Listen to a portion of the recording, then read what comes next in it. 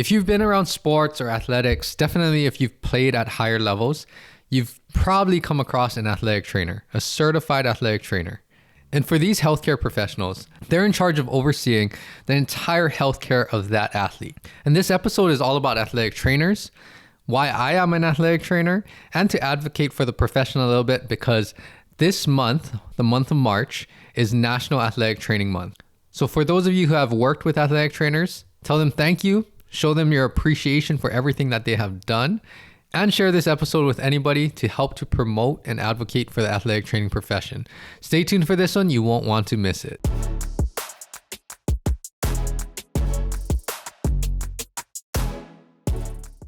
Welcome back, everyone, to the HNL Movement podcast. I can't believe it's already March. It's mid-March. Where is this year going? It's just flying by. And March is National Athletic Training Month. So that's today's topic. Before I get into that, thank you again for tuning in for another week. Any of the new listeners, you're in the right place to hear about everything that helps you to optimize your performance. Everything from sports medicine topics, strength and conditioning strategies, nutrition strategies. And of course, the highlight of the podcast is guest interviews, athletes, professionals sharing their stories that will help you to elevate your performance. For all of my returning listeners, thank you again for joining in for another week. I appreciate all of the support, and be sure to check out everything that's going up. I'm putting up highlight clips of the podcast so you can see some of the video content that matches the audio content that you've been listening to. All of those highlight clips are going up on my YouTube channel. A highlight clip is going up daily, so be sure to check that out. Share them with family and friends, help to promote the podcast, and also subscribe to my YouTube channel as well. As I mentioned today, we're going to dive into the topic of athletic training. And I don't want to waste any time, keep this episode short and sweet again. So athletic training, for those of you that have never been exposed or met an athletic trainer before, it is an allied healthcare profession. And athletic trainers are highly qualified in prevention, examination, diagnosis, treatment, and rehabilitation of injuries. And healthcare conditions too. Athletic trainers kind of oversee, in a traditional athletic training setting, they oversee the healthcare for all of the athletes. Everything from ensuring the safety, rehabbing injuries, helping them to stay on the field or court, and helping them to perform at high levels. And many people encounter athletic trainers in your traditional settings. So with sports teams in high school, collegiate settings, professional settings. But now in 2022, there's so many more emerging non-traditional settings that you might find athletic trainers in. Everything from clinics, hospitals, the military, traveling tours, in industrial settings, work settings. Athletic trainers bring so much to the table when it comes to just helping you take care of your body, managing injuries, prevent injuries, and again, keeping you healthy so that you can continue to do all of the things that you love, whether that's sports, activities, or even just your job. And another thing is that there's athletic trainers with so many different other unique skill sets besides or beyond athletic training. I know athletic trainers that are really good at emergent care, paramedics, EMTs, athletic trainers who are really good in rehabilitation, athletic trainers that are really good in soft tissue work, joint mobs, manual therapy work, athletic trainers who have that nutrition knowledge, dietitians, and even excellent athletic trainers that specialize in strength and conditioning, performance training, speed and agility work. There's so many different unique skill sets that athletic trainers combine with other disciplines, and they bring all of that to the table to help athletes.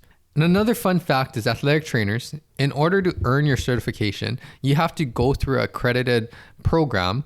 Majority of athletic trainers, I think it's about 70% of athletic trainers actually hold a master's degree or higher in athletic training or some accredited program that helps to prepare you to sit for the Board of Certification exam to become a certified athletic trainer. In most athletic training programs that I know, you're really immersed into a lot of clinical hours. You're immersed into the education, the academic side to prepare you to again become a certified athletic trainer. So that's a little background info about athletic training. For those of you that didn't know that, you have a little bit more background info about what it takes to become an athletic trainer. And you can share that with anybody in the sports setting, athletes, coaches, friends, colleagues, anybody that might want to know more about what athletic trainers bring to the table and our expertise. Now, if you've been listening to this podcast, you know that I'm very proud to be a certified athletic trainer.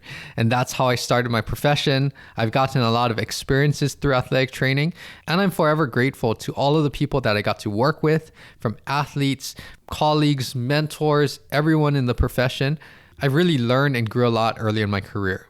As athletic trainers, we really love what we're doing. We love to help people and assist them towards their goals, and we never really expect anything in return. For athletic trainers, what's rewarding for us, and I can speak, this is rewarding for me, is that when you see someone go through this adversity, maybe suffer an injury or need some help to perform a little better or make their team or play at the next level, and they're having some of these obstacles, typically it's going to be injuries, as athletic trainers are the front line to assess and evaluate these injuries and rehab them back to health. But what the rewarding part is you get to help these athletes along these journeys. You get to see all of the struggles, the hard times. Not everything is always going to be smooth sailing, always winning, no problems. You're going to have these challenges, these obstacles. And it's helping the athletes or these people, because they're people first, helping them to overcome these obstacles. And when you get to witness them overcome these obstacles, see the transformation, see all of the hard work, blood, sweat, and tears that they put in to actually return back to sports, return back to a certain level of play. And it comes full circle when they actually are so happy, they're so proud, they feel accomplished, they have reached all of their goals. Sometimes it's dreams and aspirations. When you see that come to fruition and the athlete experiences that true joy, I think that's what makes it all worth it. And these athletes, they're so appreciative of everyone that's helped them along their journey.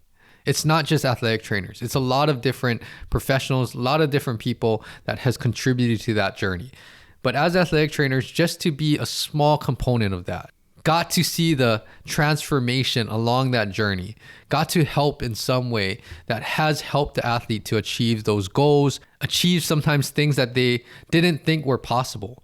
That is what's rewarding. And I think a lot of athletic trainers can relate to that again. For me, that's what keeps me going. That's what keeps me continuing to do what I do. Even things like making this podcast. If someone can take one or two things from any one of these episodes, and those two things made a little difference in helping them to achieve their goals, helping their journey to progress, to improve, then for me, that is all worth it.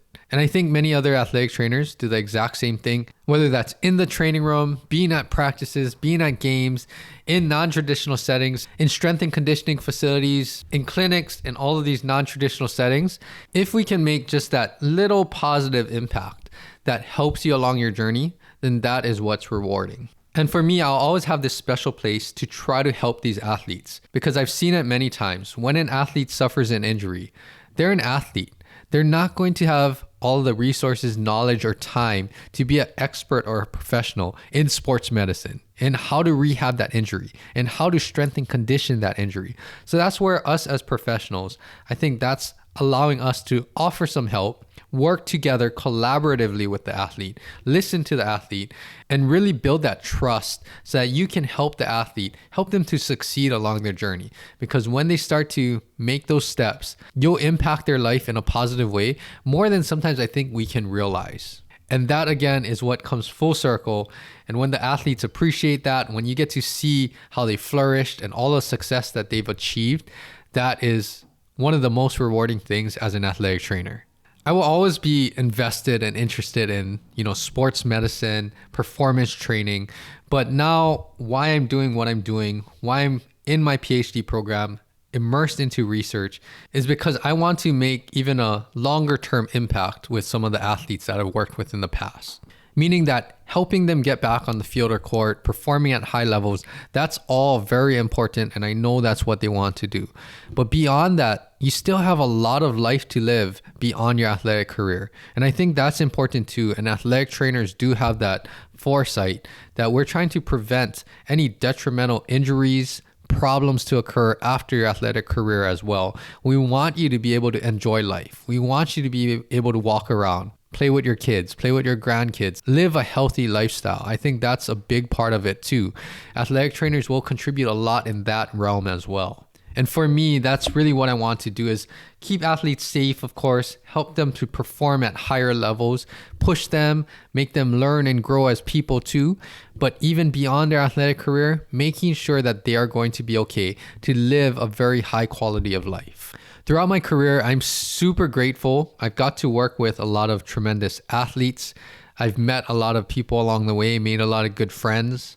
I've collaborated with a lot of professionals, a lot of great minds in the field, having these conversations, bouncing ideas off of each other, and hopefully helping to do my part to help to advance the profession a little bit further.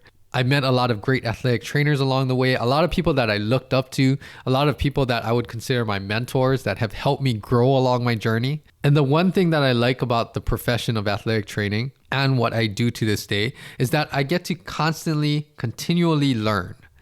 I'm always learning new things. There's so many things that you can learn and implement and use that knowledge and those resources to really help and make a positive impact on other people's lives again. I want to end this episode off with a couple things. So first thing is, for all of those that I got to work with, I've got to meet, anybody that's been a part of this journey of mine starting my career, I'm so grateful for everyone that I've gotten to work with and meet.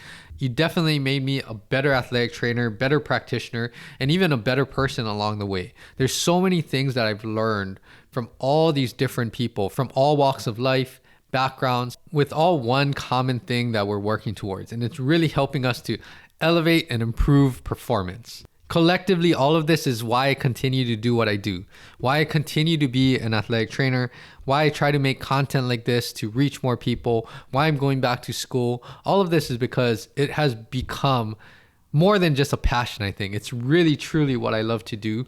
And I'll always remember all of the people that were there along my journey to help me, to get me to where I am today.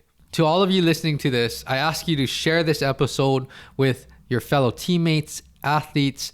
If you're an athletic trainer, share it with other athletic trainers or other professionals or anybody that has worked with athletic trainers, or even maybe those that are less familiar with what athletic trainers do, who we are. And hopefully this will give them some insight to go reach out to their athletic trainer. Go get the help that will help you to optimize your performance, help you to achieve some of the goals, and hopefully raise the bar on what you think you can achieve. I always say that athletic trainers can help you in your sport, in your activity, or just overall health in some shape or form, and something will help to impact your life in a positive way. The last thing that I want to leave off with today is, if you're in a sports setting, if you know of an athletic trainer, if you're working with an athletic trainer, please go and tell your athletic trainer that you appreciate everything that they do, all of the things that they do behind the scenes that you might not even realize, and just thank them for being there along your journey, being there to support you, being there to keep you safe, overseeing your healthcare, and just helping you to perform your best in whatever sport or activity that you're participating in. That will go a long way. I know that they'll really appreciate it. So go thank them. Remember, March is National Athletic Training Month. So share this episode and help others to appreciate what athletic trainers bring to the table. I won't go more in depth, but that was the National Athletic Training episode for this month. We're going to hear some great guest interviews from athletic trainers in the local community.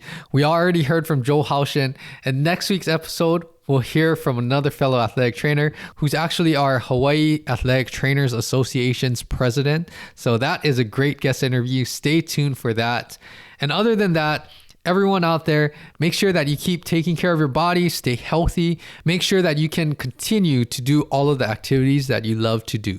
Other than that, be sure to check out my YouTube channel, check out these highlight clips that's going up daily for a lot of these great guest interviews, video highlight clips that match this audio content as well. New episodes are released every Tuesday. Be sure to go check it out on your favorite podcasting platforms. If you like what you hear, go to Apple Podcasts, rate and leave a helpful review. That will help with the growth of the podcast. I hope everyone has a great rest of your week. I will be back here same time, same place next week. Until then, aloha.